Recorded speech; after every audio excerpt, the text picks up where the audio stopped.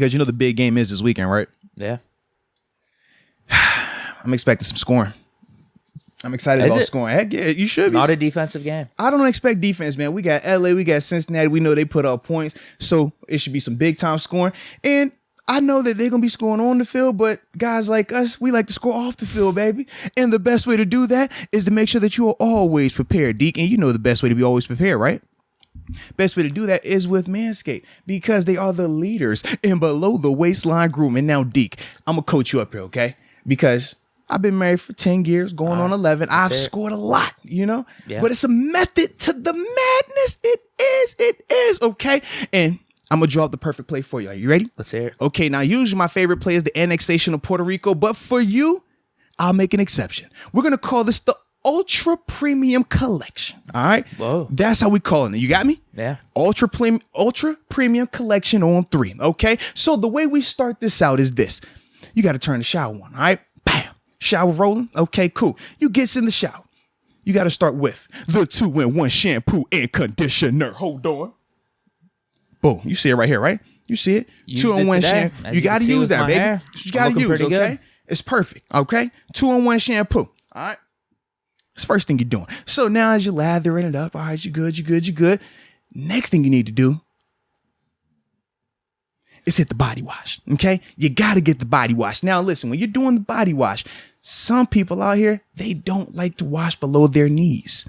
They say the water can just run down and it'll get it up out of there.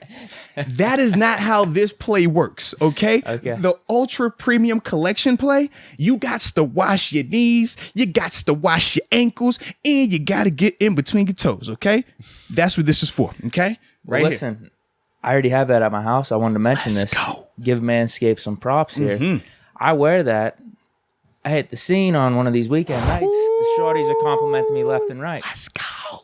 So that has to be part of the playbook. Let's go. Now, next thing you got to do, you rinse it all off, right? Now you got out, dry yourself off, okay? But now you got to hit the deodorant. Oh my goodness, yes. Oh yeah. Couple stripes of that. How you smelling fresh? I don't have that part of my playbook just yet. Come on now. It should be a good addition. It's like running the jet sweep in Canada's offense. Listen, if you don't have the jet sweep, man, what are we doing, right? But more importantly, this is the last essential thing that you have to have. It's the Manscape Lip Balm, baby. This just dropped. Come on now. You can't score with chapped lips. Winter. Listen, I've tried to score with my wife with chapped lips. She's like, baby. I love you, but not that much. Lip balm right here changed the game. That's all I'm saying. We put up 50 the other day. Okay. So once you do all that, okay, and you're feeling good, and you're deciding whether you want to clothe or not clothe, it's optional. The last thing that I always, recommend if you trying to add that finishing touch, the cherry on top, might I say? Oh yeah.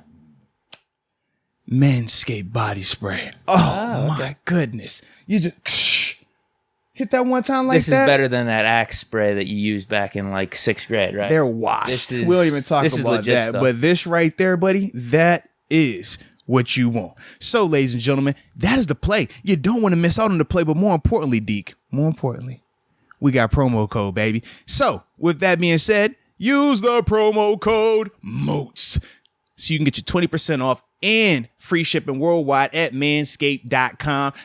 Don't miss out, baby. Score as much as you need to score this week as you're watching the big game, after the big game, and all that other good stuff. And as always, baby, when I think of this particular matchup, I'm excited for the Bengals element of it because they're the young guns. I love watching new talent, new faces, guys that don't know to be afraid, guys that don't know what is significant or not significant. They're just living in the moment, because I feel like that's when you're at its purest. That's kind of like the college vibe, the high school mentality, in the sense of, I don't care who has what or all this history stuff. Like, that doesn't apply to any of us. We're just here right now. When I watch that Bengals team, that's how they play. They play really carefree in terms of they're never tight. They never look like, oh man, looking up at the lights. Now, part of that is because when you talk about Joe Burrow, you talk about Jamar Chase, dudes, they used to play in big situations. Even Joe Mixon used to play in big games. So it's like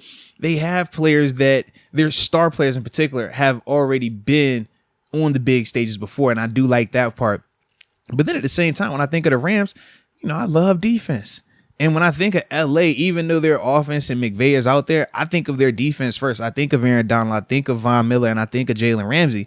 And I'm like, man, those three pieces right there can win you a game in their own right, because you have a guy that can match it with a Jamar Chase where it's not going to get gory either side, right? You got edge rusher in Von Miller versus tackles for Cincinnati that struggle. You got Aaron Donald, arguably the best interior defense lineman that we've ever seen play the game, going against an interior part of that Cincinnati Bengals O-line that's even worse than the tackles. Yeah. So when I think of just those three guys right there, I'm like, man, that's intriguing, because could they win it by themselves if they take over, like how we saw Denver do when they played Carolina in the Super Bowl, and it was Vaughn and DeMarcus Ware, and they did not have an answer for those guys. When I look at the Rams, I'm like, I could see it going that way, and I would love that too. But then I'm also like, all right, what about Stafford? Is he, because he went from 0-3 in the postseason to now he's 3-0. He went from looking like he could never get it done in the bigger moments to now he's showing up in some of these bigger moments. So I asked myself, is this really who he is, or is it Cinderella and the slipper's about to fall now that all the lights are going to be on all the expectations? Because this is the game that all those guys were brought out there for, because Cincinnati's they built through the draft. So like I said, they're young guys. You don't really think about it. House money. LA is mercenaries. LA is, I want to get the best players that money can buy, and I only want you for 1 year rentals. And we're trying to win a championship. And if all I need you for is one game, this is that game right here. This is that one where I need you to come out here and be the Von Miller of old, be the Jalen Ramsey that we went out there and broke the bank for, be the Aaron Donald that we made the highest paid player in the league at a time. Like, this is your game. This is your moment for that. So for me, man, I was just like, man, like the contrast of how these teams were built, the contrast of the star players, the contrast of just LA versus Cincinnati, just in terms of the cities. Yeah, like Cincinnati, it's just, and we've been to LA, like we can relate. Like, it is such night and day when you're talking about these two franchises in this matchup. But for me, man, that's what makes it, I guess, more intriguing and more exciting for me. You bring up the defensive line. That's probably my biggest key. Defensive line for the Rams versus the Bengals. Are they going to be making it looking like, well, you brought up the Cam Newton Panthers versus Broncos back in the day? What was that? Yeah. Holy hell, that's like 7 years ago already. I know, right? It's crazy how fast it flew now. But I also think more recently to the Titans-Bengals game in the playoffs, where the Titans were just dominating them on the line and kind of neutralized the Bengals offense for most of the game. Now, Burrow still put up some yards, but they were a very bend but don't break defense. Their problem was the offense didn't step up. In this scenario, you have the Rams offense with Stafford, Cooper Kupp. I don't think that's going to happen to the degree that it happened with I would Tennessee, agree with that as well. He'll just kind of shit himself there. So if the D-line for the Rams can get after the Bengals, I could see it being a tough day for them. I really could. Yeah.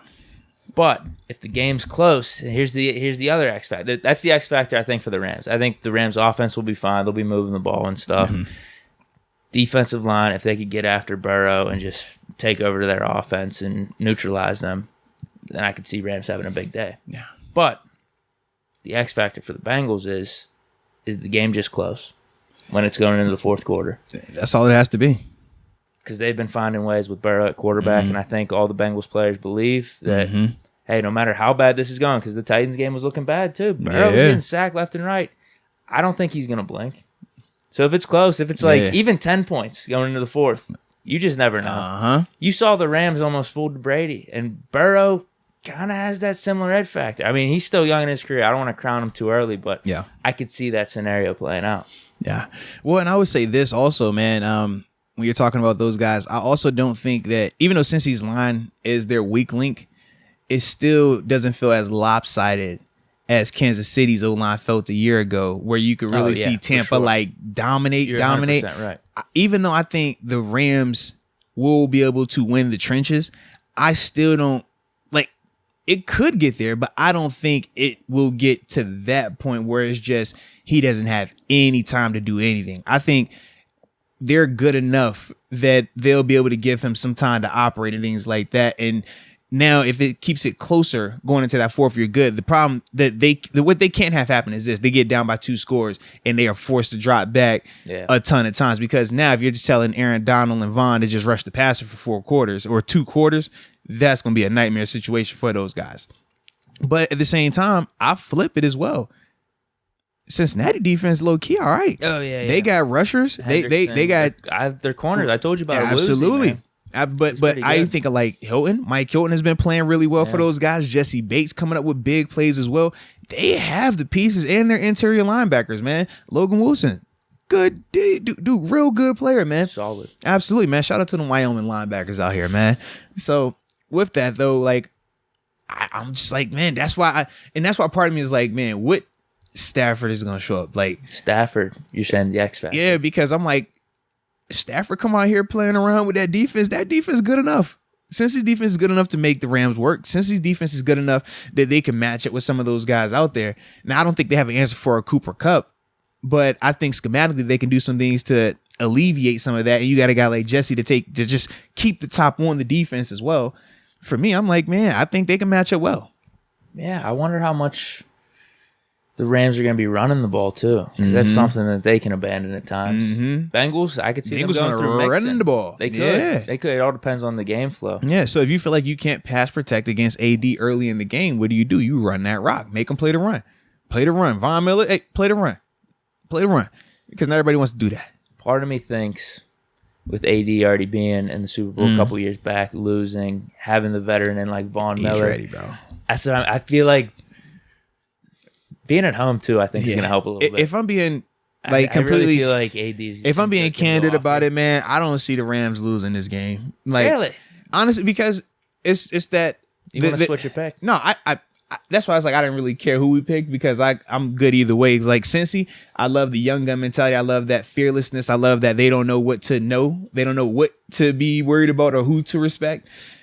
The Rams, I think of them as, man, they've been there and they've tasted their own blood. And there's a difference, man, when you go to that game. Has led up to absolutely, this point, man. McVay, the aggressiveness of getting these guys. And very calculated.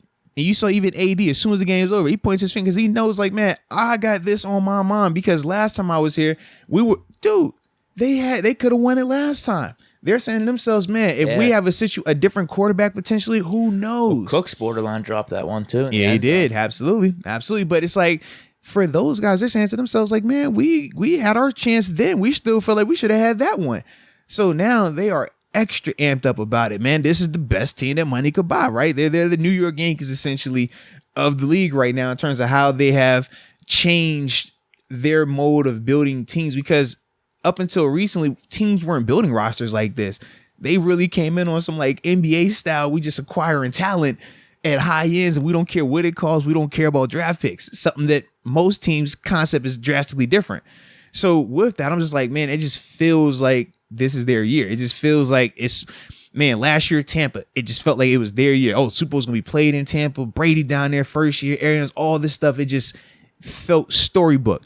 LA, oh man, you get Stafford, you trade for him, question marks around him, what can he do? Boy wonder, McVay, is he still got it? AD coming off a down year, what does that look like? You pick up Von Miller middle of the season. You bring back Eric Weddle. Think about that. Eric Weddle's out there playing for these dudes, man. Yeah, I'm like, all these things just happening perfect. And it's at your home stadium. I just feel like everything is aligned for the Rams to win it. Yeah. The more we talk about it, the more I think about it. It is on Stafford. It really is. I feel like it's on him largely, man. I think the defense will show up for the most game. Now, does it come down to like a shootout in the fourth quarter? That's like a back and forth thing. You know, that's just going to happen. You know, if teams are trying to score, they spread it out a little bit more. Because I think the Rams defense, they'll keep it close for at least 3 quarters, for sure. What's Stafford going to do, though? Yeah. Is he going to keep them in the game, get them some double-digit leads on offense? Or is he going to throw them out of the game?